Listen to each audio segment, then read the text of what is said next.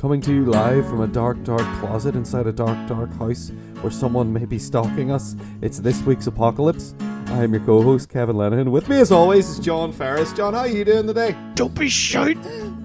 I'm very tense, but I feel like there's room for me to get tenser. Oh my gosh. So you're not like at your limit then? No, I kind of feel like I'm like kind of a bit worried at the minute. I certainly don't like what's happening, but yeah, neither do I. It's it seems to be a sort of a thing with babysitters, I guess, which is technically what we are. We're looking after these ducks, and it's nighttime and it was spooky, and I got a little bit scared, and I looked out the window, and there was a man in the window across the street, and he was doing murders, as you and he was wearing a nondescript mask that I can't find it in myself to describe. So we thought it seemed like he was moving on to the next house of people who were also babysitting ducks. Yeah, and it's really weird, the street of just nothing but babysitters. Yeah, it's very strange. It must be like a predilection or something. I don't know. Yeah. But we've gathered here. We thought, well, let's go hide now. Let's gather all the little ducks together, and we'll go and we'll hide in the closet, and we'll keep out of sight, and maybe we'll be safe in here. But I have a feeling that maybe hiding in a closet isn't always the best thing to do when it comes to crazy spree slasher murderers who are after people. So I say we maybe we sneak out of this closet and sneak across to the TV here, and we watch a couple of movies that might educate us about how to not get killed by a slasher killer. Ooh. Aye. So what have I got here? So we have from 1978. We have John Carpenter's Halloween. Ooh. I don't know what that has to do with slashers. Halloween's about dressing up and getting sweeties, I thought. Yeah. Then we have from 1980, we have Sean S. Cunningham's Friday the 13th. Oh. Very unlucky day. I don't know what that has to do with slashers either, but it's here and we're going to watch it. And then we have from 1996, the far-flung future of 1996, we have Wes Craven's Scream, which is something we probably shouldn't do now. No, we don't want to draw attention to ourselves. Yeah, but maybe that's what the film's about, and maybe it'll, maybe that'll be the advice is don't. Maybe at the end they'll just turn around. Maybe it's like a public information film, or maybe slashers like they have a tendency to like. They don't like screaming. They don't like loud noises. So if you start screaming, they might go, ah! And maybe we'll frighten them off by being obnoxious. Well, I can do that. That's no problem. All right, cool. Well, let's just sit down here and watch these movies, eh? Okay, well, I think someone's in the house. But they're clarting around downstairs and not really finding their way about very well. So I think we've probably got some time here. So first off, let's talk about John Carpenter's Halloween. John, what did you think of Halloween?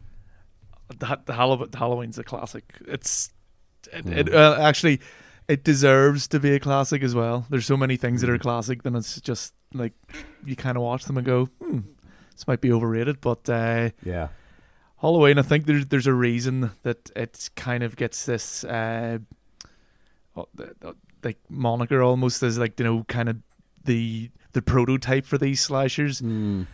But so many of them, and we might get to this later, seem to miss the mark with what Halloween did. Where Halloween to me it's not even really like a slasher movie in a way. It's like this weird psychological mood movie. It's not necessarily scary, but it kind of sticks with you, and so much of it is just about tension. So much of it is, it starts off fairly tense, and it just slowly keeps amplifying it and amplifying it and amplifying it until like the end you're like a bundle of nerves, and you think it hasn't affected you until you're sitting in a darkened room later by yourself and you go, what was that in the corner?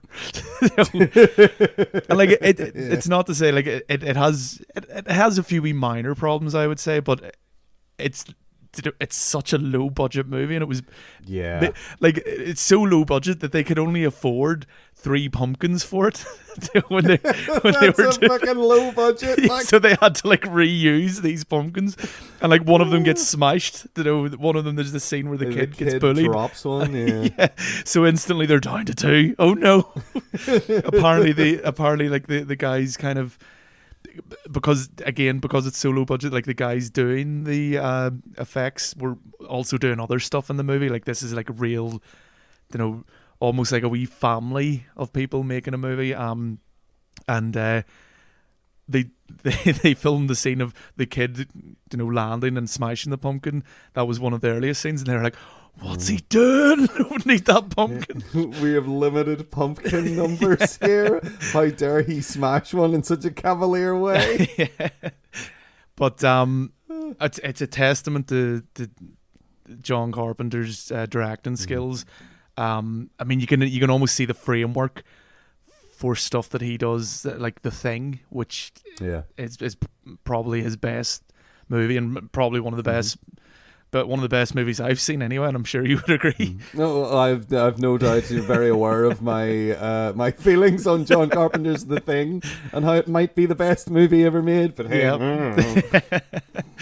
but like you see so much of that, and it doesn't feel like it's, this is like what, his third movie maybe, or second or third one or something. Even like that. It's like it depends what you count as like a movie. Yeah. Like if you're talking about like a cinematic release, then this is one of his first really that actually made it out on general release. I mean, anything before that, it was all like shorts and stuff like that. Yeah. And then he did like Dark Star, Assault on Precinct 13, and then this, wasn't it?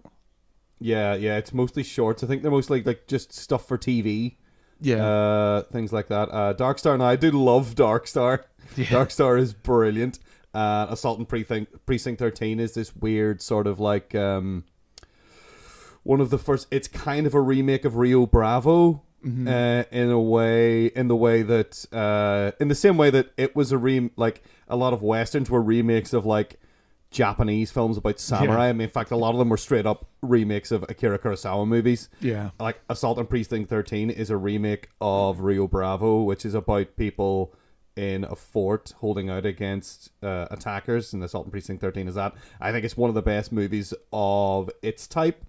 Yeah. Much like Halloween is one of the best movies of its type. Yeah. As you were saying, like it is such a mood piece. It is such a just...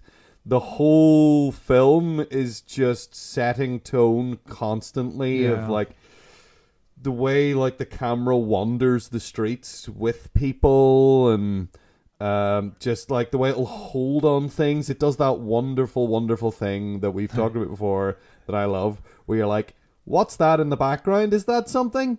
Yeah. And you're like, I don't know. And there's one in particular moment where it's very, very deliberate and you're meant to see it and skip it. It's one of my favorite moments like that I've in any film ever that has been emulated so much since, where someone is standing next to a doorway having a shit fit, and you just slowly see something come into the light from the doorway right next to them, and it is just perfect. It's so effective.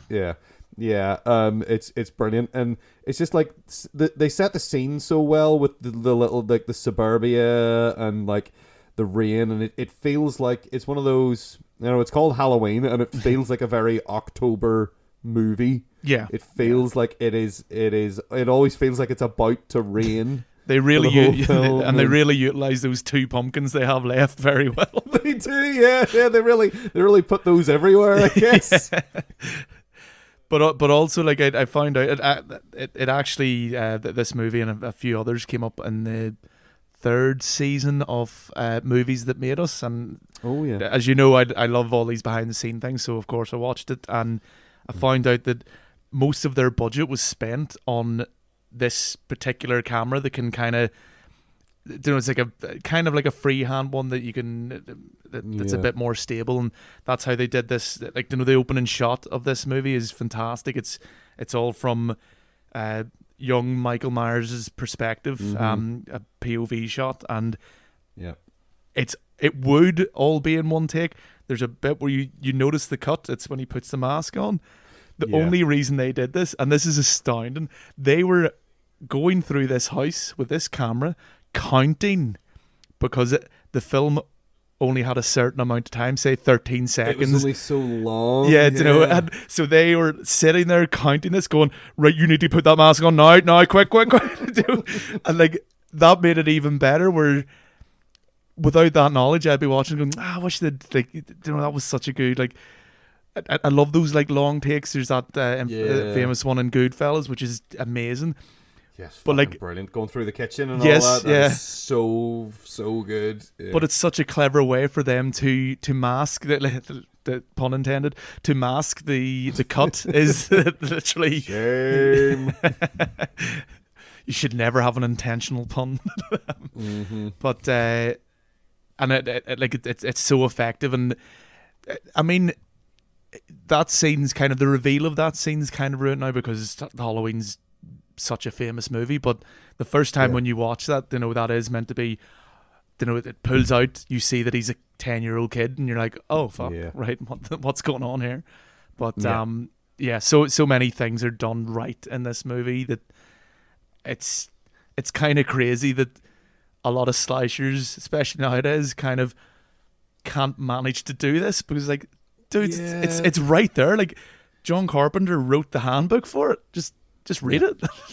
Yeah, it's sort of, it's like people learned the wrong lessons from it, maybe, or something. I don't know. It's like, because there is a certain gruesome element implied by the way that Michael Myers kills people and the way his behavior.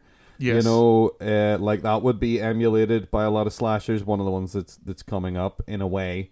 That's actually gets a bit weird with who the killers are and stuff, but the fact that he is this remorseless looming thing, and in fact one of the credits in the movie is simply like someone is cast as Michael Myers at 9 and someone is cast as Michael Myers at 23, but there's another person who is playing the Shape.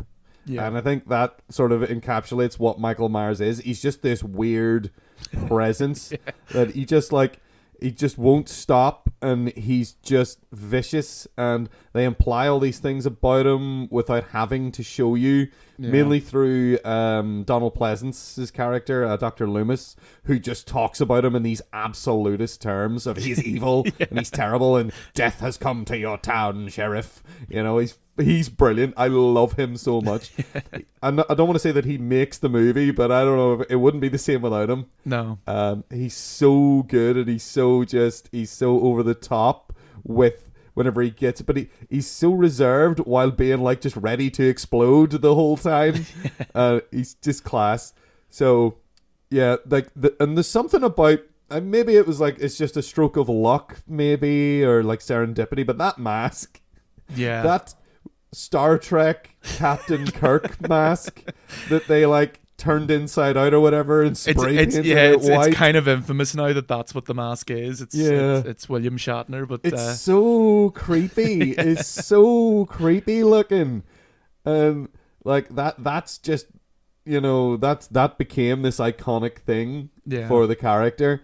But like one of the things, like you were saying, like movies later would be like, let's emulate this, but maybe let's like not do it right. I feel like there's not a lot of gore in this. There's not a lot of blood that you see at all. You'll see a lot of implied stuff, like somebody gets pinned up to a wall with a knife at one point, but you don't necessarily really get a good look at that. You see the feet off the ground, and then you see them being stepped away from and not falling from the wall, stuff like that. Or you see people lying there dead or being choked. He's got a thing for choking, like like people identify like the big sort of butcher's knife with Michael Myers, but he's mostly a strangler. You know, he doesn't do a lot of stabbing. Like he stabs one person and then he goes after Laurie with a knife. but he's also mostly trying to just grab her a lot of the time. So yeah. Yeah, I mean, like the great thing about the Mike Myers, that can't even really. Well, I suppose you can call him a character in a sense, but he does just seem like this force of nature. He has no real, motive, as you said. It almost just happens to almost be like Laurie leaves the keys to that house, and then he sees her and he starts following her just because that's the first kind of teenage girl that he's witnessed in 15 years, and that's why all her and her friends get picked on. Like, there doesn't seem to be anything more to it than that, which is frightening. And plus he just seems unstoppable, like the whole point of him, which I suppose is why in later sequels they go down this supernatural it gets occult so type thing. Because it all seems to be based off of just like, I don't necessarily want to talk about the ending of this movie right now, just in case. But that kind of thing, people get carried away with that kind of thing of the unkillable slasher. Yeah. Like, he's not a ghost, he's not a zombie. He's just a psychopath. Yeah. And like, but he's the devil. There's something. He's the devil. He's evil. Yes, he's pure evil. Yeah. And he does kind of have this. He does seemingly have this ability to teleport. Maybe I mean, not literally, but just like, so you look away and you look back and he's gone. And you're like, oh, someone there. Yeah. Also, he is so conspicuous. Like, when you look at him in the street, and you're like, he's this big, huge, like, he's like 6.5 foot tall, wearing like a big black boiler suit and a big white mask. Yeah, and he's walking about. Like, he's driving about during the day, and they're like, Laurie and her friends are sitting there going, "Oh, they mistake him for someone else." It's like, did you just look through the window? It's a big freaky man with a scary mask. I mean, it helps it's set in Halloween, so it makes more sense that way. But it's like, as I said, it's certainly not perfect in that way. There's a lot of these silly horror tropes that a movie we'll watch later, Scream, kind of highlights and picks on, are in this in buckets, and even the whole I forget what I was going to say there. I forget what my point was going to be there, but yeah, it's so tropey.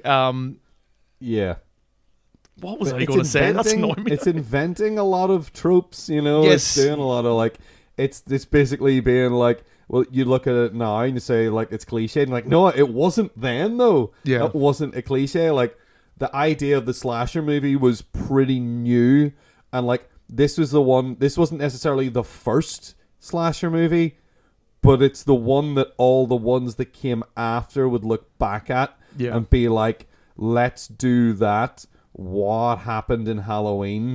Like, something that they'll go over in Scream. Of like, here's the things you don't do. Don't say I'll be right back. Don't have sex with anybody. Don't drink or do drugs. That all kind of started with Halloween. Because like, there was one before, I think it was The Town That Dreaded Sundown. Was a slasher movie that came out in like 1976, I think. But it's kind of a weird one because it was technically based on a real series of murders. Yeah. Whereas, it wasn't necessarily someone set out to make a slasher movie with that.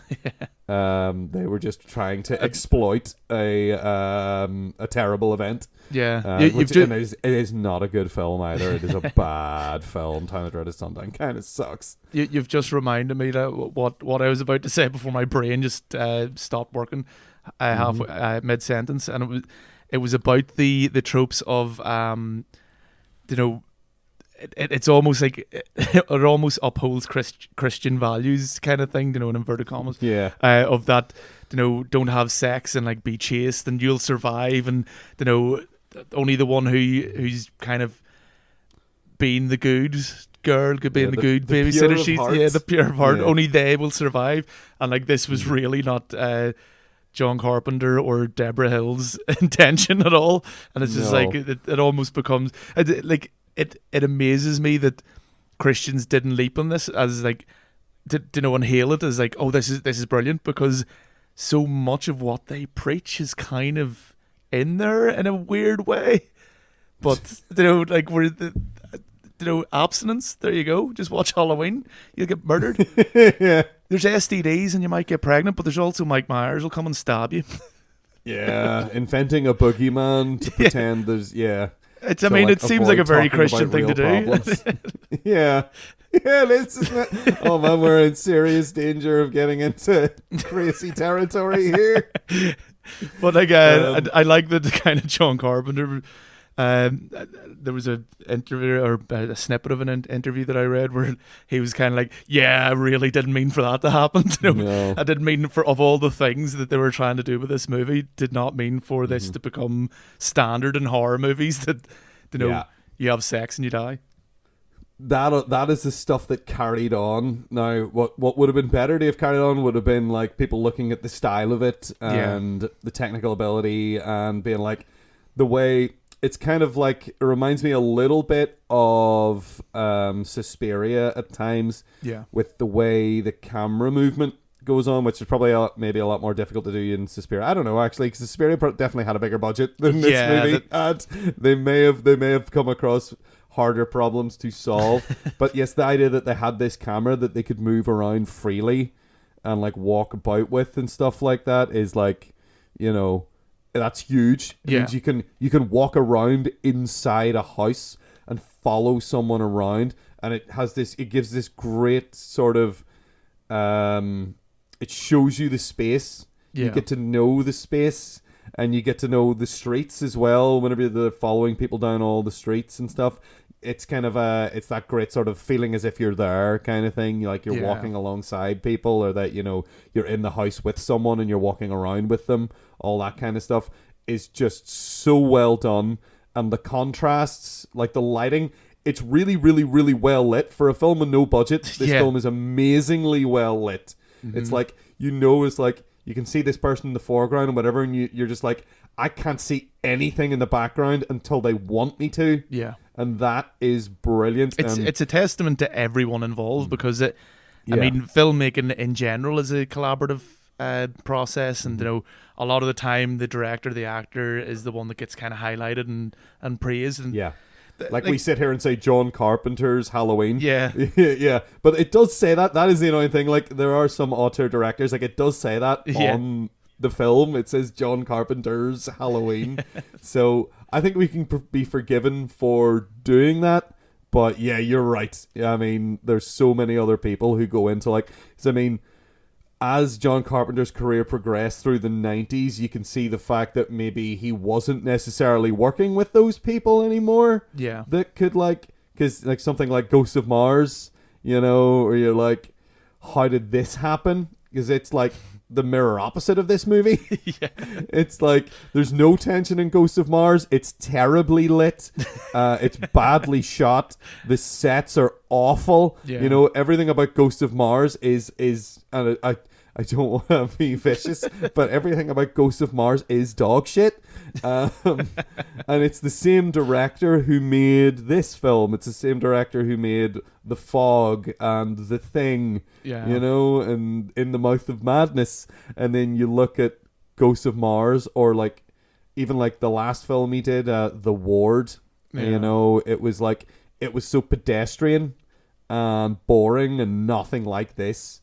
So I think just having the director on is not necessarily a guarantee like that this is going to work. Yeah. Oh, definitely not. I mean, it's crazy to see the movies John Carpenter made around this time, and then, as you say, from the 90s Carpenter stuff onwards, you're like, oh, what's happened to you? Yeah, because I mean, there's so many of his films that I love.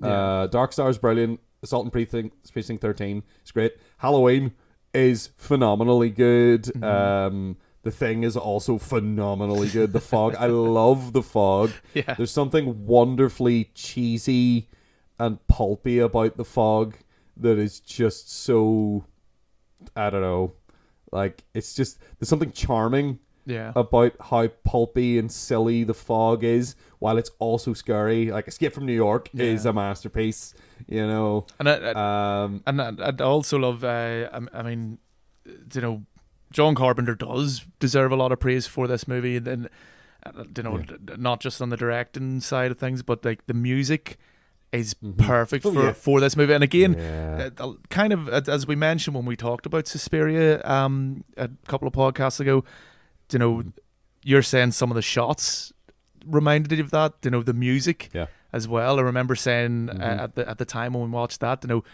you can tell Halloween was inspired by it. You could tell John Carpenter was inspired by that movie quite a lot. But it still doesn't detract from the theme that he has running throughout this is perfect for what it is, and it's so minimalistic, and it just conveys everything it needs to, and it's brilliant. Like, you know, and again, not to like belittle his later work, but like our very first podcast when we talked about vampires, he did the music in that as well, and you know, you can't really say the same thing. Yeah, it's wild because like there's something about the theme from Halloween is so iconic. Yeah, it's kind of when you talk about like horror movies and like iconic soundtracks. You know, you got The Omen, you got that Ave Satani, which is so affecting. You have Tubular Bells from The Exorcist, and then you have this. Like those are the big three. Yeah, for like just instantly recognizable horror movie music, and as soon as you hear it, it gives you a chill. Yeah, not just because you associate it with the movie, but because it's actually just creepy. There's just it was one of the first things I learned to play on an instrument, like accidentally worked it out myself. On a guitar, where I was just playing the I was just like, oh wait, I was like, that's Halloween. Yeah. Oh, awesome. Like it's really, really simple. Yeah.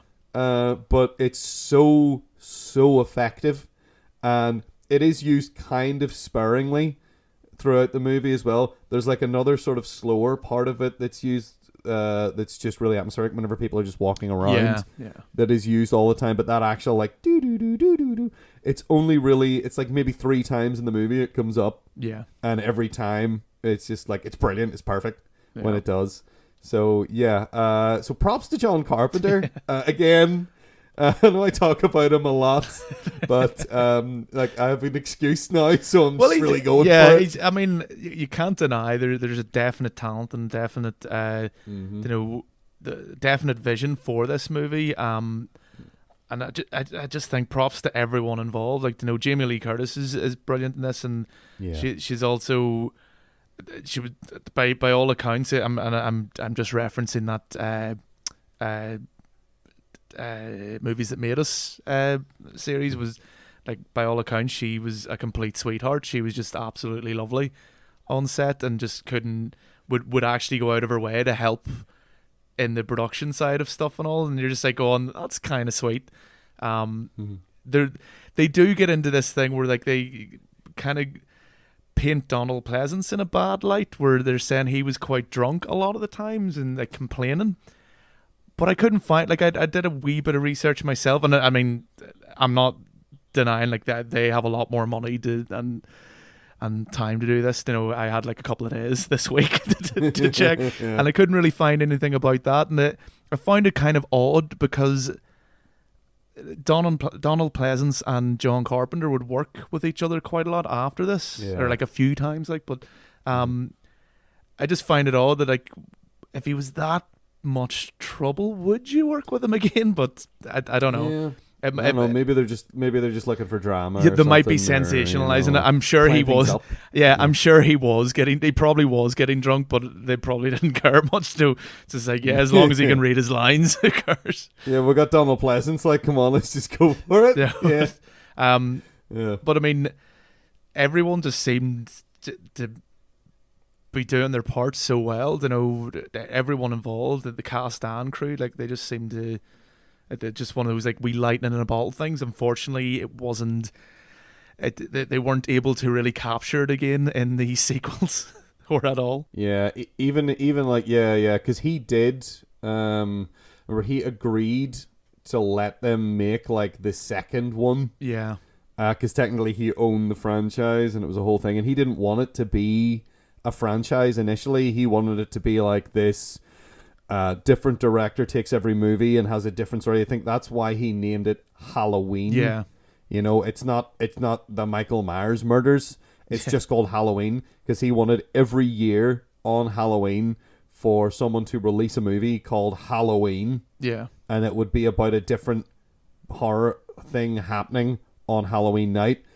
But I think the iconic look and behavior and name of Michael Myers really bit him in the arse. He did too good of a job. Yeah, they were like, no, it has to be about Michael Myers because everybody's going on about Michael Myers and like people are probably dressing up at Halloween as Michael Myers and that's the thing. So now we need to imperil the same girl in the sequel because that's what you're supposed to do, I guess. And then that became a trope after that, you know. But the final girl. Yeah, it's so stupid. That concept is so daft. Ugh, it's annoying that it's a cliche and a trope that happens because it just makes things so painfully predictable. It's fun when people turn it on its head. Yeah.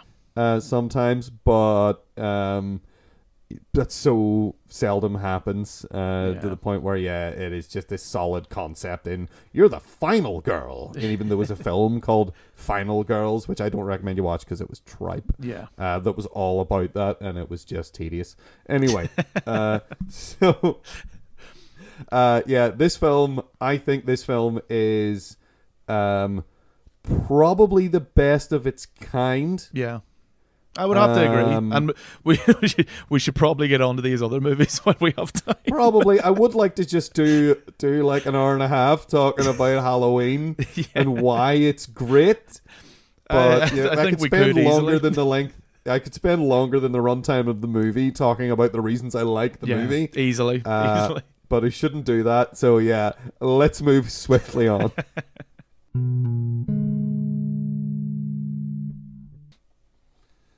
Okay, now we're back in the cupboard again.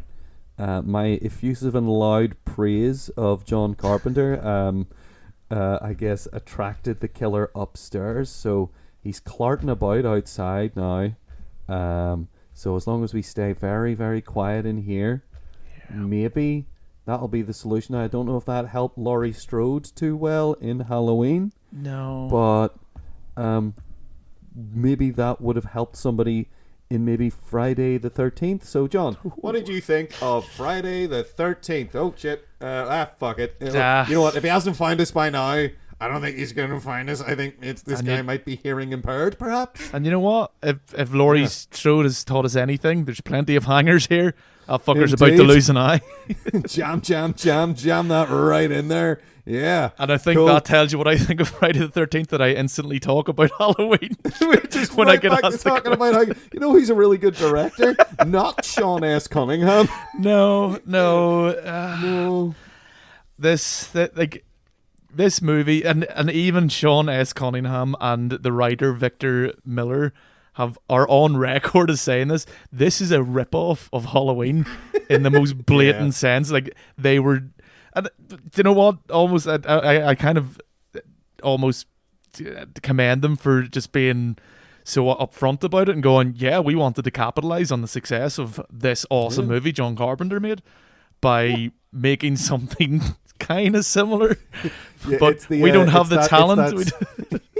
It's that dodgy thin line between homage and rip-off. I think it stumbles over that line.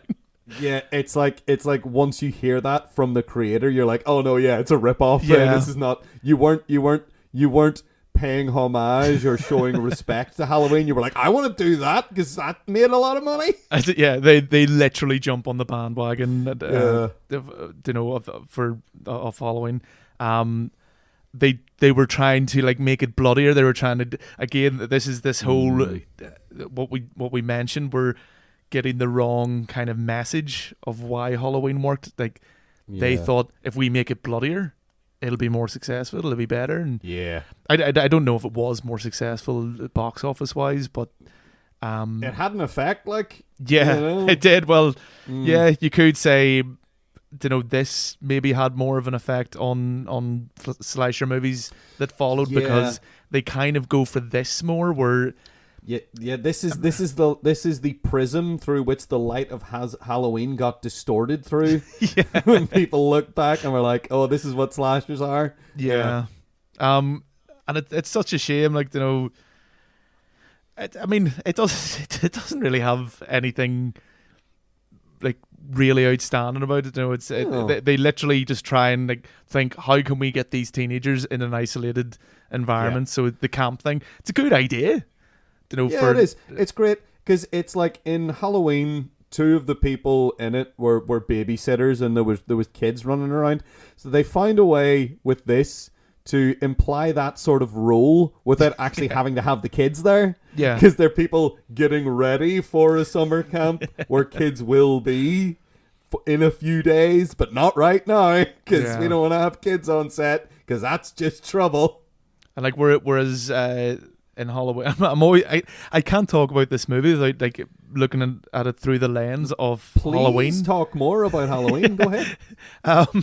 So I was just going to say whereas Halloween sets up Laurie and her friends, and it does quite a good job where, you know, there's a wee scene where they're walking and talking, and it feels fairly natural. You know, they feel like teenagers. Right. This when they're walking home from school. Yes, and you know, they're kind of ripping on each other and things like that. And I think it's done pretty well. And that I think it's more Deborah Hill to be credited on that. You know, because apparently she did write those scenes, because what does John Carpenter know about teenage girls? What does John Carpenter know about being a teenage girl? Yeah. But in this, they try to obviously establish the characters for probably too long as well. And so many of them are annoying. And you just think, why do they keep showing this character? Why is this comic relief character still annoying me with his antics? Because in Halloween, Laurie was very, very likable. She was such a realistic person, because she's like, she's nice and she's like wholesome, but she kind of isn't a little bit, you know. She's like, she's got that real little edge to her, and like she's embarrassed by things her friends are saying, and her friends are kind of dicks to her, and it's like, you listen to the conversations they're having in Halloween, and you're like, I remember when I was walking home from school having conversations like that with people. Yeah. And it's very real. Whereas, in Friday the 13th, it's so staged and like over the top, and like mugging. There's mugging to the camera happening. One guy in particular who's especially annoying, whose character's name I do not remember, but he doesn't last very long anyway, so what? But he is literally just like, he's doing impressions, and he's doing like Groucho Marx and stuff like that, and you want him to die, which is maybe the intention. But he gets killed off screen, which is more annoying. He goes into a door, and then you don't see him again until he's dead. And you're like, I really wanted to watch that guy die. Not that I'm sick or anything, but you know, it's a horror movie. I mean, you get a good Kevin Bacon death scene. It's brilliant, actually. You know what? I'm going to give props to Tom Savini here, because I would like to talk about him, because I love Tom Savini. He is brilliant. He is the last great practical effects gore guy, to my mind, because that kind of went away with the dawn of CG. But like, Tom Savini is brilliant. Like, he did the effects for this. He worked with George A. Romero a lot. He did all the gore effects for like Dawn of the Dead, Day of the Dead. Robert Rodriguez, he works with him a lot as well. So he did From Dusk Till Dawn as well. He's in a lot of the movies that he does effects for as well. He's the guy with the penis gun, for anyone who doesn't know who we're talking about. He's got the gun in his crotch in From Dusk Till Dawn. So he's kind of brilliant, and the gore in this is like, for like 1980, is very, very good. Again, like you were saying, I think that became their focus in a way. So at least when they show it, it does pay off pretty well. That arrow through the throat, especially, I think still looks pretty good. I mean, you know, I think Tom Savini and his team, because it wasn't just him. I think there was 3 or 4 of them. They're the standout for this movie. They're the thing that makes this movie work, and I do think that's what, you know. again, I'm going to talk about Halloween. Whereas Halloween, every aspect seemed to work, if not 100% well, close to or as much as they could on the budget they were on. Yeah. This movie, nothing really works, but apart from the effects. There's no real tension in this movie. There's nothing really that kind of that really grabs you. The characters aren't very well developed, but whenever you get those like wee gory scenes, that's like, oh my god, that's amazing. Like even when you can tell, like the arrow thing, you can tell how they did that, but it's very much. I saw Alien. I know how they did that. I know that's an effect, but it's a cool looking effect. It's an awesome effect, and I think that sensationalism is what kind of made this movie work. They capitalized on the popularity of Halloween, and it worked for them because people wanted more horror movies like this, and it just amplified the gore, and it worked. So fair play to them. And there's a space for that, and in fact, this series, because obviously, like, if Friday the 13th is famously like the never-ending slasher series, Halloween became that as well, but in a more sort of painful, sort of boring, annoying way. Whereas I feel like Friday the 13th is a movie that needed sequels to develop into something better. Because I'm just going to say this. I think Friday the 13th, like 3, 4, 5, 6, and 7 are all great. They're entertaining. They are brilliant, but not because they're masterpieces or because they can be like technically enjoyed as like a cerebral thing. They're just so much fun. They're so much fun. In a weird way, they knew what they had with Friday the 13th, even though it was completely different to how it started. Whereas Halloween, they didn't know. No. They didn't know how to follow that up. In this, they on Friday the 13th, they go more and more off the rails, and it kind of works until they go too far. I mean, those Jason X ones and stuff are painful. They're painful. There's still something about every now and then in Jason X, there's something to hold on to, but it is mostly crap. But every now and then they do something in that movie where you're like, yes, that's brilliant, but not enough to make up for how bad the rest of the film is. But Friday the 13th became this sort of almost like proving ground, testing ground, sort of like, who do we look to for the gore effects test of like, the next one is like, Tom Savini, is in it. He does the effects for a few of them. And you can tell that he is a master of his craft at a certain point where he's just like, that's great. Well, this guy's got a poker through his neck now and he's walking around and that's amazing looking. And it's just like, there's limbs being lopped off and torn off and people being horribly stabbed with terrible things and shredded up. And Jason becomes, as the series goes on and on and on, Jason becomes more of a monster. Like he starts, there's a certain point, and like, I don't think there's any point in saying spoiler warning for the Friday the 13th series because who cares? You should not care.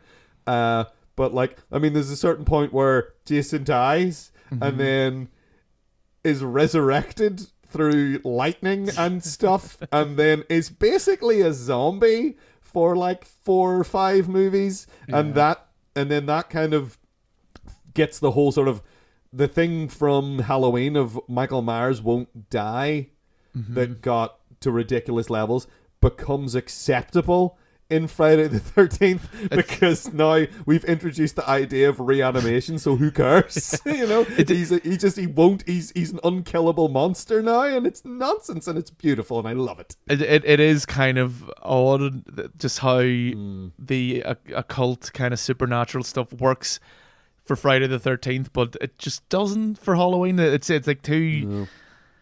There is like some secret formula there with the Friday the 13th thing. Maybe it is because it's not like, it doesn't feel as serious, especially with these first two entries.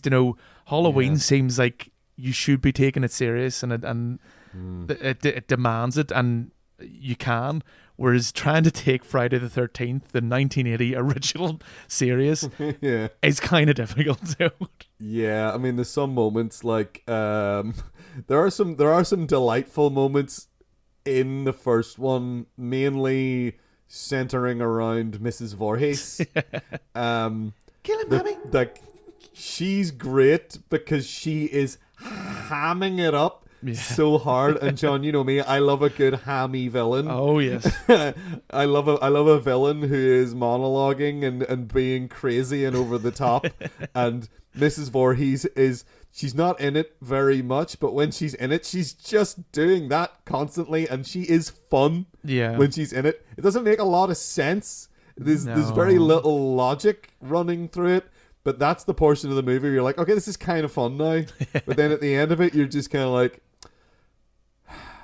but you kind of want more. You kind of want them to have done more with it, and I think that's what makes it work as a series. Yeah. Where it's like, this needs to escalate, and then it does. You watch the second one, and you're like, okay. And then you watch the third one, and you're like, okay. And then the fourth one is mental, you know. And then they just keep going like that until you get, as you say, to like the Jason X and Jason Goes to Hell, which I don't think Jason Goes to Hell was even a Friday the 13th movie until the last minute when they just sort of changed it. I think it was supposed to be about like an alien parasite, and then they just sort of crowbarred in Jason Voorhees in an attempt to make it work. And then it became about demons or something, and then it just ends. And technically, I guess Freddy versus Jason is part of that series as well. They consider that to be like the ninth or the 11th or whatever it is, Friday the 13th movie, apparently. It's balls. Yeah, I'm just going to say garbage. That now. It is just a confused mess. Yeah. Because like people were calling for that for years, of like a horror movie crossover, and like they were owned by like, I think be careful what you wish for. It's the same people who were calling for Alien versus Predator. And it's like, see where that gets you. Yeah, we know how that went. Ugh. I mean, there are people who like, I kind of like, again, just apologize here, I do kind of like Alien versus Predator Requiem, but not for the reasons they wanted me to like it. Yeah, I like it because it's awful. Yep. Which it's again with Friday the 13th as a series, it's confusing as to whether you're liking it because it's awful or you're liking it because it's good. I'm going to err on the fact that it was intentional, meaning that makes it good. Yeah. The ways in which it's ludicrous and over the top.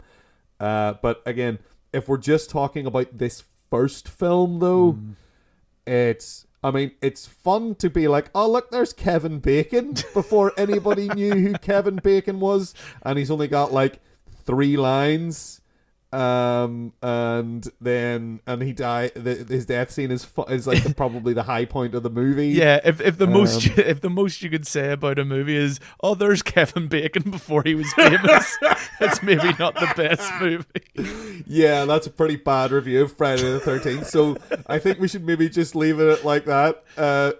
If you want to see Kevin Bacon before he was famous, then you go ahead and you watch this movie.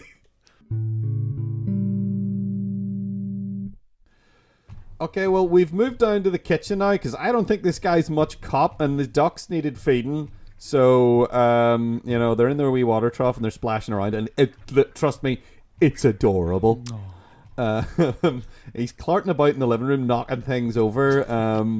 I thought maybe we were going to have to stab him in the eye with coat hangers, but at this point, I don't know if that's going to be too much of a problem. I kind of, be honest with you guys, kind of looking forward to it.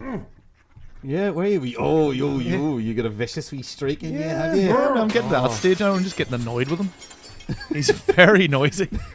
Well, maybe he'll just fall out the window or out the door in a minute. We won't have to deal with him. But just in case he manages to find his feet, as it were, and get professional with this slasher business, let's hammer through and figure out what we thought of Wes Craven's Scream from the year 1996. Yeah. John, what did you think of Scream? I don't know if it just hasn't aged well or if I just misremember this movie, but jeez, I just cannot get into this movie. It's so slow and so kind of it's all over the place, and again, unlike Halloween, it fails to really have any tension, and like even Friday the 13th has like there's some tense scenes. Scream never really seems to get there at all in my mind. No. It just kind of kind of washes over you. You're like, yeah, okay. The Scream masks is like pretty iconic at this point, and it could be frightening, but the physicality of the killer, and that he's a clarty idiot, I cannot be scared of him. I was thinking that this time, having watched Michael Myers in Halloween, and then watching the guy running around the place like an Egypt in a Halloween costume with his knife flailing around in Scream. There's something just suddenly very unintimidating about that. Yeah. Whereas when there's something really, really, now we're just going to talk about Halloween again, but there is something so effective about Michael Myers and Halloween. Like, there's scenes in Halloween where you can't see him, but you know he's there because you hear the awkward breathing underneath the mask, or like he'll be in the background somewhere or something like that, and it's super scary. Or there's that wonderful shot where Jamie Lee Curtis has like run across the street from the house, and is trying to get in the door, and he's just casually. I mean, he's stalking towards her. He's not running. He's walking quite fast, but he's like stomping towards her, and it's frightening. Yeah, that doesn't exist in Scream. No. In Scream, it's just some dick in a cloak and a mask acting like an asshole, which, in a way, it's think kind of maybe intentional. The point. Yeah. Yeah. It seems like it's maybe the point, because it's like, it's a film made by Wes Craven, who is not necessarily a slasher guy as such, but sort of. I mean, if you consider Freddy Krueger to be a slasher, at times, yes. I mean, it's hard to put him in that bucket because he is this supernatural sort of murder ghost. Yeah, in a way. He kills people in their dreams, and he's not hiding in your house, creeping around. He's inside your dreams and he's manipulating, and he's like, there's a lot of weird, like, great dream logic stuff in that first Nightmare on Elm Street movie. Yeah. And actually in A New Nightmare, which I do actually have a very soft spot for Wes Craven's A New Nightmare. Yeah. Now, they do make a little sort of reference to that in this film where they talk about Freddy Krueger. Oh, there's tons of references in this movie. Yeah. There's a really bad visual reference that is so daft looking that it's just annoying. But there's a point where I think it is our main character, Sydney, says something about, I only liked the first one, which is the one that Wes Craven made, and he didn't make any of the sequels. Now, I take a little bit of umbrage with that because I actually really like some of the sequels in A Nightmare on Elm Street. I think like the third, again, much like Friday the 13th series, I think like the third and the fourth and the fifth one are actually pretty good. Yeah, once they kind of got a grasp of what the characters should be like and kind of how to use them, and then of course they lose it again. But yeah, like Dream Warriors is pretty. It's great. Yeah. It is and it isn't. Yeah, it's the one where they get most wild with the dream logic. Yeah, and like there's that great scene where he's puppeteering someone with their tendons. Yes, in Dream Warriors. It's ridiculous, but I love it because it's so ridiculous, and it is actually kind of horrible as well. Yeah. So that's great. I mean, like, Wes Craven's done some great stuff over the years. I mean, he did. Would you say Scream is one of those? I don't know if Scream is great. I find Scream entertaining in a way.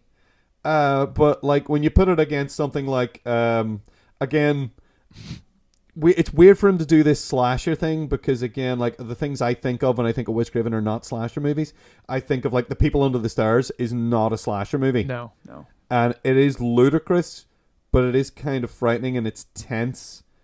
And it's funny sometimes because it's so ludicrous, but that's intentional. You know, The People Under the Stairs is this great, weird film that is like the opposite of a home invasion movie. It's like someone accidentally invaded the home of someone they shouldn't have. Yeah. And you'll see that the legacy of The People Under the Stairs in modern films like Don't Breathe is one that owes a lot to The People Under the Stairs, where someone's broken into someone's house and then they realize, oh, I broke into the wrong house. Yeah.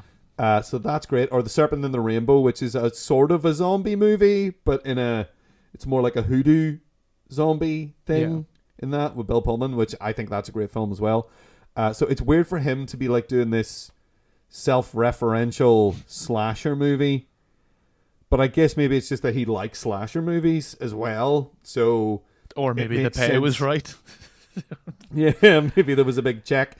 I don't know. But it's kind of fun the very first time you watch it. I think because the way you were saying, like, you know, you remember this movie differently. I think the first time through, if you're someone who likes slasher movies, this film is fun. Yeah. Because of the way that it twists and turns and follows the tropes openly. Yeah. With a knowing wink. Like, almost even breaks the fourth wall in the sense that, like, they give you the rules almost while, you know, the what do you call that annoying character? Randy, the Jamie guy. Kennedy is the actor. You know, he's literally talking these people through, because at this party they're just sitting watching Halloween weirdly. They're watching some weird edit where it jumps about at different scenes. It's convenient for the film that it's playing specific things at specific times. Yes. Yeah. And do you know what actually really annoyed me? I have to just bring this up because just while I'm on this character, when he's watching Halloween, his reactions to Halloween are not how you react to Halloween. Like, you know, he's like screaming and go, "Oh my God, you have to do that!" And like you're going, that's not like. It again highlights what we said at the start. He's acting like he's watching Friday the 13th Part 4. Yes, not Halloween, the first one. Yeah, exactly. But that aside, anyway, he's given, you know, this talk of like, oh, you can't do this and you can't have sex. All the while, what do you call Neve Campbell's character? Sydney. She's up having sex, and you know it's almost happening as he's saying it, and you know, wee things like that. But I don't know. For me, this movie, it focuses more on this drama that I don't really care about. You know, you've got Sydney's whole thing where her mum was killed the year before, and some people, herself included, seem to think that she should be over it by now, which is a bit nuts. Yeah. And then you've got the reporter who she's like butting heads with. There's like, it seems to be a lot more about that and her boyfriend and all this, and the stabby slasher stuff takes a back seat to it a lot of the time. And it's sort of incidental almost to this soap opera-esque drama that is happening, and that it's hard to care about. And just what we said at the start there, were whether it was intentional or not, like having this killer feel more real and like kind of that he's fumbling about and things like that, I think detracts a lot from him, because in these first two movies it is like, well, particularly Halloween, not so much Friday the 13th, but it is like this force of nature hunting down these people indiscriminately. When you find out the motives at the end of Scream, you're kind of like, you know, it's you're kind of like, so they're a bit weak. They're weak, and they ruin it almost by saying, oh, sometimes it's scarier not to have a motive. So here's my motive. Oh, by the way, I have one. Yeah. Anyway, yeah. You know it. Yeah, it's daft. And it is scarier not to have a motive if it's done right, if it's done like Halloween, where it's just like, what? Yeah. Why is he doing this? Stop it. Yeah, Michael Myers is just angry at who knows, but he just wants to kill people. And yeah, he is frightening because he doesn't have a motive. Jason is kind of the same in a way. Jason just doesn't like teenagers because they let him drown, I guess. Yeah. Well, and also they killed his mom. We should say in Friday, that if we're talking specifically Friday the 13th, 1980, his mom does not like camp counselors because his mum really hates people who work at camps. Yes. Yeah. So her motive is just that years ago they let my boy drown. Yeah, my weird son. Yeah, I talk about. I think again, it's not by Friday the 13th. Here we're supposed to be talking about Scream, but I think they do a good job of setting up the fact that something was up with Jason. The way she talks about him. Yeah. So that like works again for the sequels conveniently for them. Yeah. I think they were just trying to do like a Michael Myers reference there or something, maybe, really, but it worked for them. But yeah, in Scream, it's just like, we just did this because... In Scream, it's just like, because for the sake of the movie, it seems really is the excuse. Now, I will say that there is some decent technical filmmaking on show here. Yeah, definitely. Especially, actually, again, when you're talking about when Jamie Kennedy's character, whose name I don't care to remember, is watching Halloween, and it's playing on the TV, and then they use the music and sound that is playing from the film Halloween as the sort of tension music in the scene when he is walking around the house, and the music from Halloween is playing in like the background, like tension music. And it kind of works in that scene. So your favorite scene in this movie was the bit where they had Halloween playing in the background. Yeah, basically, I really liked that bit because it was clever and also it reminded me of Halloween, which I think was their intention, really. I mean, kind of almost on the flip side of Friday the 13th. This, as you mentioned, this movie does do a lot of things right in the filmmaking sense, and the actors on the most part seem to be pretty good. Don't know what the hell is happening with David Arquette's character. Is he meant to be kind of mentally challenged, or it comes across so weird? Yeah, they address that weirdly they address that in the Scurry movies. Yeah. Where the character that's taking the piss out of him is definitely they have a character who's developmentally disabled essentially in that movie, which is tasteless and crass, and I kind of hate those films. Oh, they're terrible. Yeah, it's there's so much that you could do with a parody on scary movies, and they just waste it with fucking dumb fucking shit. And they're doing something foolish where in a way Scream is kind of already a parody, and a satire of those movies. And they're trying to do a satire of a satire. Yeah. And it kind of doesn't work. I know that like Scream isn't like an out and out comedy or anything like that, but it is satirical. Yeah. And like trying to do a comedy satire of something that's already a satire seems brainless. Yeah. It seems not considered. It seems like maybe they missed the point when they were watching Scream and didn't realize it was a satire and thought, I could satirize this, because like the whole of Scary movie is basically a satire of Scream. Yeah. I'm sure they do reference other horror movies in it. I don't know. It's been an extremely long time since I saw it, and I will probably never watch it ever again. Yeah. But yeah, it seems like they missed the point that Wes Craven was making with Scream when they did it.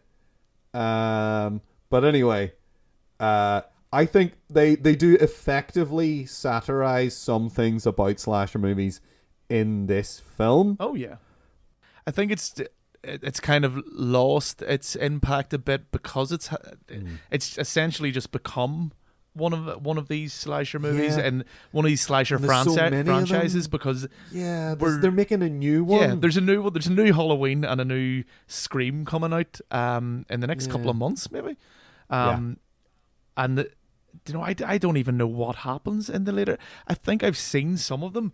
And they're always, the problem that they've kind of got with Scream is they always have to get a new killer. There's always a new motive, because it's not like they don't have anyone like Michael Myers or Jason. I know Jason comes in later, blah blah blah, but they don't have like a star. They don't have this, force. They constantly have to like, work out another ridiculous reason why someone is after Neve Campbell, which is kind of hilarious too. But it's the fact that it's always centered around her. Now they kind of did that with the Halloween sequels, where they tried to make it about Laurie Strode. Yeah, but there's a bunch its of those detriment films as well. Yeah. Like there's a bunch of those films that Jamie Lee Curtis isn't in. Yeah, So then they try to she asked to be killed off because she didn't want to do it anymore, and then they brought her back, and it was just like, and then they did something good with the new one, sort of that Halloween. It wasn't a reboot as such; it just ignored all of the sequels, and they did a new one. Yeah. But now it's fallen into the same hole. They're doing more of those now. Am I right in saying that at one point Halloween, because like Laurie's character is in some way related to Michael Myers? Their sister. She's his. Yeah, it gets so stupid. Yeah, that's the problem with these series. Like, they were onto a good thing with Jason Voorhees, where he didn't need a motive anymore. It was just shows up and kills teens. Whereas with Michael Myers, they got too deep into the lore of having it be, oh well, he killed his sister, so maybe that's his thing. So now he just wants to murder all his relatives. Yeah. And then it becomes a thing where he's after Jamie Lee Curtis's character, he's after Laurie Strode, and then he's after like his niece. Then there's a baby that he's trying to get, and there's a cult involved. I think like by the time you get to the fifth one, there's some kind of weird cult that is the explanation for why he is unkillable or something. And then I'm wondering, he's after a baby. I'm wondering, should the Scream franchise have went down that like supernatural, like, again, if it's going to be like this parody of these, like they all seem to go that route. Okay, Nightmare on Elm Street already had that kind of fantasy supernatural element to it, but Halloween and Friday the 13th went down that route. So many others tend to go down this route. It would have made more sense for Scream as a franchise to go down this route and parody the ridiculousness of this, the killer's actually from hell. Yeah, if they sort of parody the sequel thing, as I recall, in the second one. Yeah. Where they openly talk about the things that have to get ramped up for a sequel and stuff like that. And it's kind of interesting a little. But like you were saying, like, I'm pretty sure I've seen all of the Scream movies. Yeah. I don't remember anything. I remember vaguely the second one. Don't remember any of the other ones at all. Not a thing. Not a thing. Like, I was convinced that like Courtney Cox's character got killed off at some point, and then looked it up, and I was wrong about that. Yeah, so I thought that as well until I seen the trailer for the new one. I was like, yeah. Oh, wait a minute. Well, we'll see. Maybe it'll be good. Maybe they'll do what they did with that last Halloween movie, and it'll actually be watchable.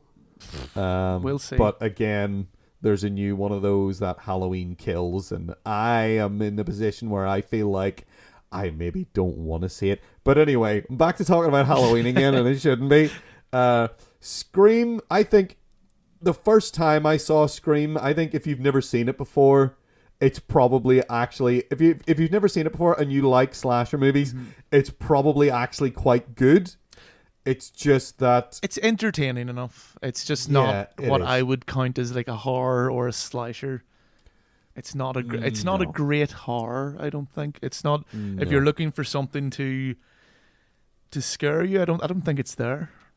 No, it's not scary at all. Yeah. And it's not scary, and it's not doing the Friday the 13th series thing where the kills escalate in crazy ways. Yeah. So it's missing on both fronts, I think. Yeah.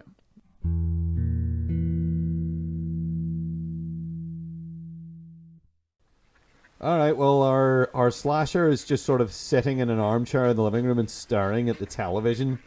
So he's currently distracted, which is nice for us. I think we can at least usher the ducks into a safe place out the door, maybe to the pond out the back. They can go out there, so they'll be safe. So we don't have to worry about them anymore. So now that the pressure's off, we're protecting our little ducklings. Yeah. John, which of these did you think was the best movie? And this is another one of those ones where I know I already know the answer. This is another redundant question. Yeah, it's just polite to ask. Yeah. I think, even though I know the answer. Yeah. I mean, John, it's obviously Halloween. Yes. Easily. I mean, we keep going back to it. We can't get away from it.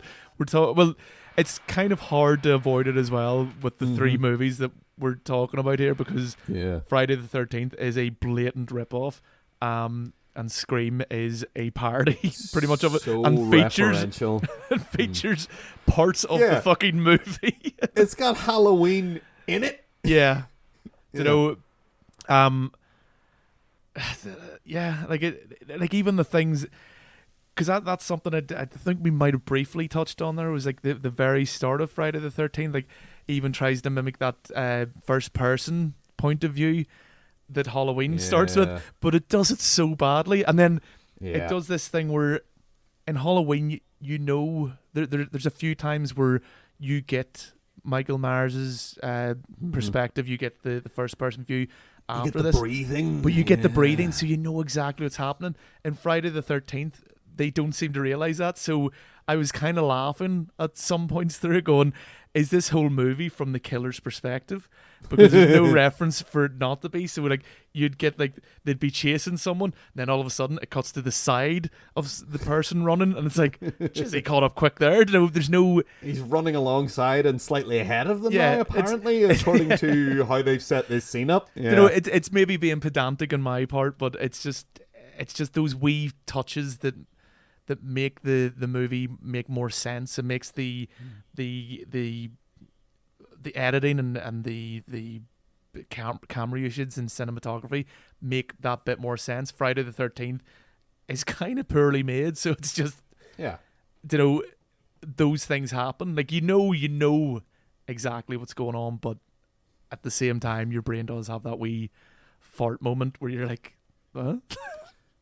Yeah, it's that jarring moment that takes you out of it for a second. Exactly. That's a problem.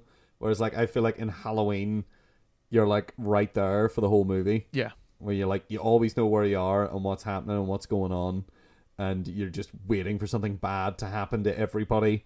Whereas Friday the 13th, you're just like, this is all happening. Like the thing about Friday the 13th is like it's all mostly happening in the shocking daylight. And probably because they didn't want to spend a lot of money on lights or lighting anything, and there's almost no tension. There are it is, and it's kind of funny maybe when you realize you're in a first person perspective sometimes in that movie.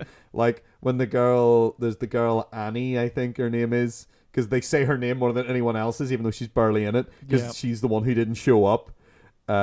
She gets like picked up on a road. She's hitchhiking. That whole scene with her is so ridiculous, where she's hitchhiking and she gets in the car. And like, see, we forgot to mention my favorite character actually, which I can't remember his name, but he's the local weirdo who's hiding in a cupboard at one point. Yeah.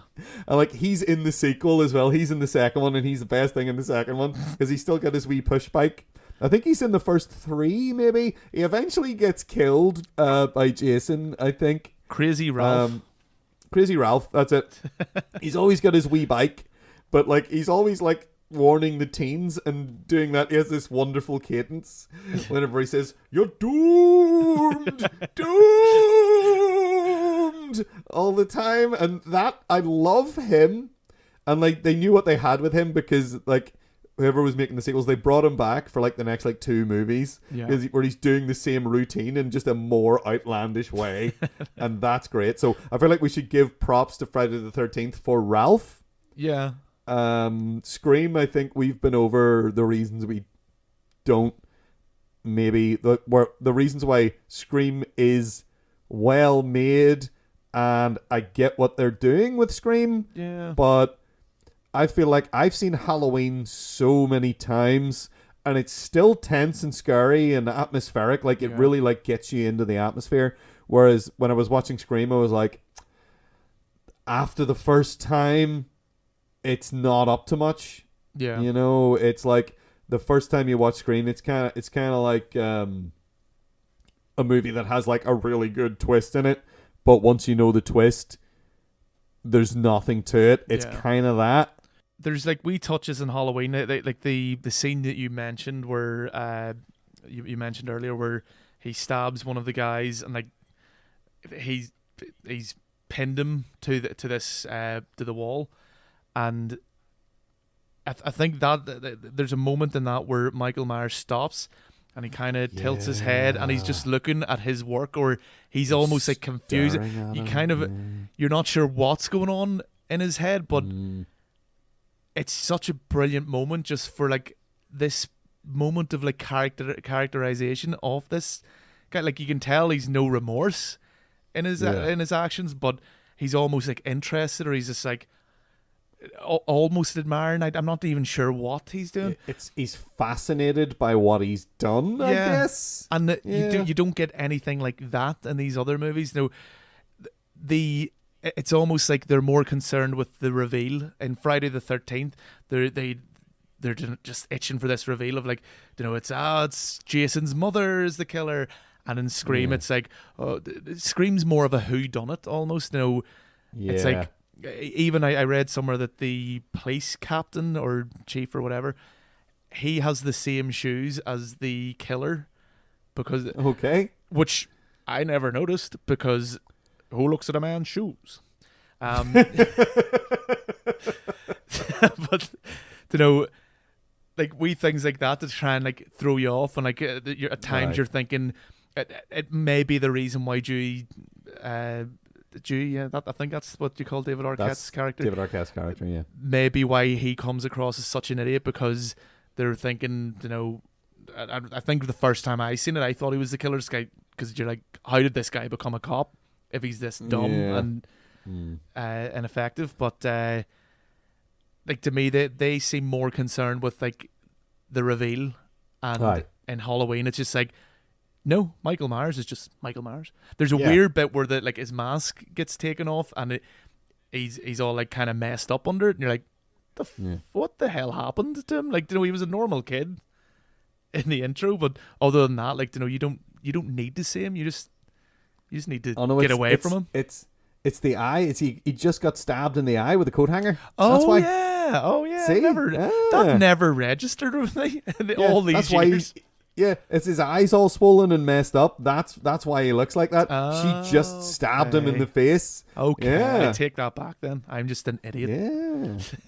Now, I think the people who made the sequels didn't register that, because they had him look weird like that anytime you saw his face in those sequels. I think maybe they didn't clock on to the fact that, no, Laurie Strode just jammed a coat hanger in his eye.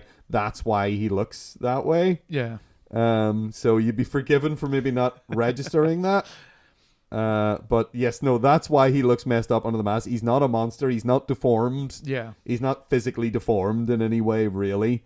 But it's just the only time you see him as an adult, he is injured. But it's just because he just got injured. Yeah. Yeah. But it's not like, but that's the thing. Like, it's not necessary to show him, and it's almost better not to, because it lends that, like, as you said at the very start, you know, that mask is terrifying. That mask is just, it's just this expressionless, emotionless thing, and it complements him 100%. You know, it's got this completely neutral expression. Yeah, that is just like, and then you couple that with the breathing, and you're like, that's what makes it creepy. It's like, it's almost like the uncanny valley thing of like, that's kind of like a human face, but there's something wrong with it. There's something deeply wrong with it that I can't quite put my finger on. Yeah. But it's unnerving. Yeah, so Halloween, I think we're both in agreement. Halloween is a masterpiece of horror filmmaking, and would influence everything that came after it in the genre. Much like a couple of John Carpenter films have done that. Yeah. So props to John Carpenter once again. for being really good in the 80s, which I think we established pretty solidly before. John Carpenter in the 80s is in the 70s. In fact, this is like late 70s to the 80s. Yeah. He's kind of great, mostly.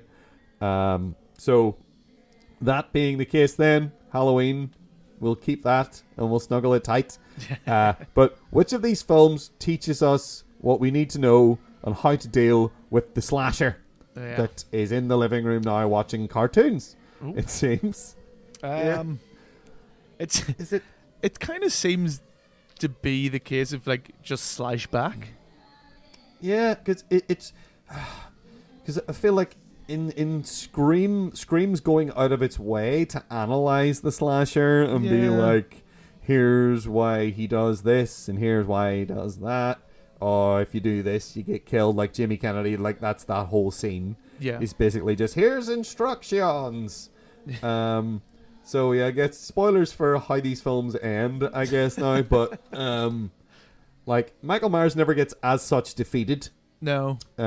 He gets shot. Yeah, gets shot a few times and falls out a window but then he's gone. You'll have to watch the second one to see how they deal with him. Ooh. No, you don't. Don't do that. Don't bother.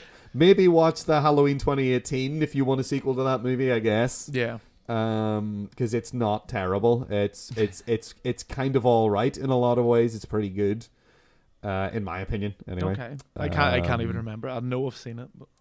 Yeah, it's not bad. I thought it was pretty good. Obviously not as memorable as I thought maybe it was. In Friday the 13th, I mean, just lop Mrs. her Voorhees, head off. Yeah, just like she gets decapitated. Yeah, but she is sort of distracted by. I mean, she gets decapitated and has man hands.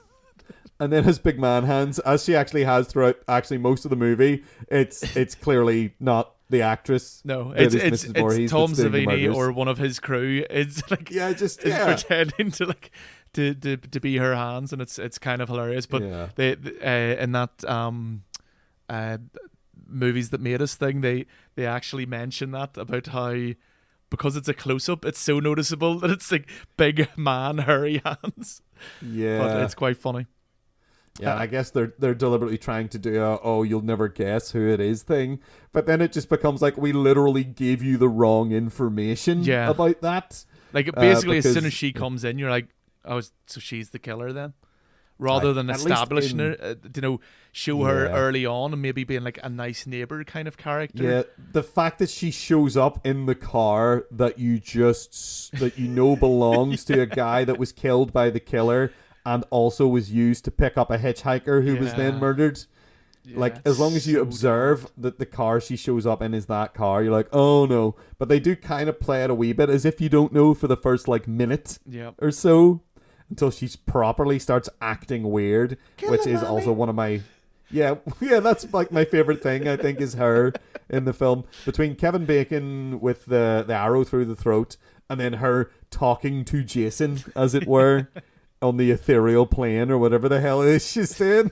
That stuff's great because she's got this really eerie, creepy smile and she is like kind of scary looking, but it also is kind of funny. Yeah. Because it's so over the top. But like she is defeated by her obsession, I guess, with the child and getting angry about Jason. Yeah. Then in Scream, it's their own hubris, I suppose. Yeah. They're so proud of what they've done, and they're also complete idiots. They're kind of thick as champ as well, aren't they? Yeah. They think they're really smart and clever, and they're being so. But then it turns out that they're a pair of fucking dinguses. And I mean, that also is something that annoys me about that movie is they have this whole like, they murdered. They murdered Sydney's mum a year ago, and they managed to pin it on someone else. So you're like going, that's quite clever. That's takes some brains to do that, and then they're getting away with all these murders that they're doing, and apparently leaving no evidence, even though they're really fumbling about the place. And it kind of reminded me a bit all over the shop. there's a movie that got like praise for kind of a similar thing where someone pinning crimes on someone else with Gone Girl, and that annoyed the hell out of me because it just seemed so. It just seemed to like really want to paint this person as like super smart and they're so clever to get away with this, but they just kind of ignore evidence that would have been collected, or they like it just stuff like that kind of annoys me when it tries to play it off as like serious and like that you should be going, oh my god, like, how are they ever going to pin it on her? But it should be obvious. This is even worse than that. It's so stupid. It's only they're only being clever about it because the film is telling you, this is clever. Exactly. And you're like, is it? It's kind of like when you watch like something like those Sherlock Holmeses with it's a really weird, hard to say Sherlock Holmeses. That Sherlock Holmes series with like Benedict Cumberbatch in it, like the way he works stuff out, if you really think about it, is incredibly stupid and doesn't make any sense whatsoever. But they tell you that it makes sense so strongly that you're like, okay, and you do kind of go on with it, because I kind of like that show. Yeah. For the most part, I think it really disappeared up its own hole eventually. Yeah, but, unfortunately. That's kind of the thing with actually whenever you read Sherlock Holmes, there are so many huge leaps in logic with his assumptions. Oh, yeah. That he would actually be a god-awful detective if he was real. Oh, yeah. Like, he would be terrible. But they're telling you he's right. And he's a classist asshole. Like, yeah. He's classist and racist, if I remember right. So, yeah, he's a bit of a possibly. Twat. Yeah, he's kind of a knob. But that's kind of one of the things I like about the old Sherlock Holmes character is that he is an asshole. And that's something he's not meant to be. Yeah, like, he's not meant to be nice. He's almost like he might have some kind of social problem or something, like but because I always enjoyed Terry Pratchett parodied that in one of the Watch novels where one of his characters like go, and you can't just like look at someone and go, oh, you've like scuffed shoes, that means you work in the docks and blah blah blah. It's like, no, I was just I was just painting the fence and then I tripped over myself. There is so much room for error with all of the assumptions he makes, and he walks with a limp. He must be this. It's like, no, he just like. Yeah, he's only right. He's only right because the writer decided he was going to be right about these things, which is like kind of in Scream. They only get away with these things because they've decided, the filmmaker Wes Craven has decided, no one's going to be able to catch them. Yeah. There's going to be no evidence because I said there's going to be no evidence. Not because we showed them being careful about it or being clever about how the murders are actually done, because they're really not. No. Like, there's a whole thing, like, the first kill in the movie, whenever it's Drew Barrymore is on the phone and, like, she's like, I'll call the cops. And then they say, they'll never get here in time. Yeah. And then you kind of wonder, but they might. Yeah. So call the cops anyway, but then she just doesn't, I guess, because she then takes it on faith from him that the cops will never get there on time. And she has a phone in her hand the whole time. Oh, yeah. And she could call the cops, and she never does. And again, but that's also one of those, like, this is a satire of horror movies and people do stupid things. And so you can absolutely forgive it for all those things. Yeah. It does it almost intentionally, so it's, Yeah. Or it's made its excuse so it can get away with those things. Like exactly. It's hard to kind of like pick it apart if it's already like showing itself to be a parody of these things. You're like, damn it. So maybe that's the solution then. Maybe we just say loudly, we make proclamations about how things are going to definitely go. Like if I was to say, I'm going to turn this TV off and this slasher's going to leave the house because he'll have nothing to watch. He definitely will. He'll get bored and go away. Oh no. Yeah, as we all know from slasher movies, if they can't watch their programs, they just get bored and leave. They do. So let's hold on. Right. You go over there. Right. Well, why don't you go into the living room and can I just say turn off? I don't like the room for error in this plan, but let's go for it. Yeah, it works for the movies. You go into the living room and turn off the TV and see what happens, okay? Okay. Off you go.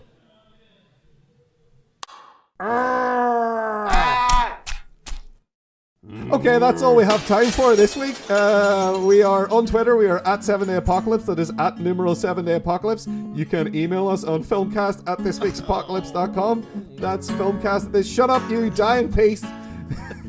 Filmcast at thisweeksapocalypse.com. We're also posting full episodes every week to YouTube on our channel, This Week's Apocalypse, funnily enough. And I'm just going to leave town. So, John, I'll call you an ambulance when I'm somewhere safe, okay?